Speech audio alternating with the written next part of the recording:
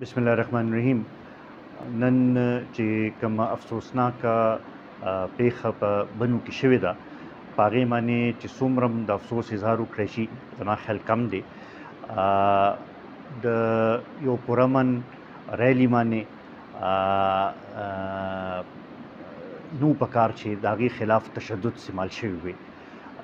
مونږ دا مطالبه کوو چې د دې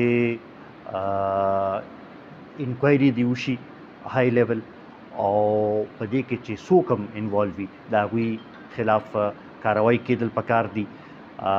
مونږ دا تمه لرو چې حالات چې کوم بنو کې ډېر سنګین شوي دي او ډېر وخت سره په ټولو پښتنو کې ډېره زیاته غوسه ده چې د دې په نظر کې کم مرکزی حکومت دی، کم صوبایي حکومت دی او سره کم اسټابلیشمنټ دی چې دوی به د هوش نه کار اخلي او دا حالات چې دی دا په ښه طریقې سره کنټرول کول پکار دي.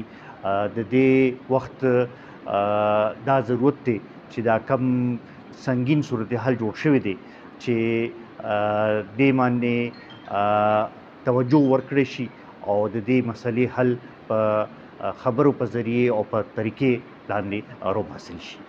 ډېر مهرباني.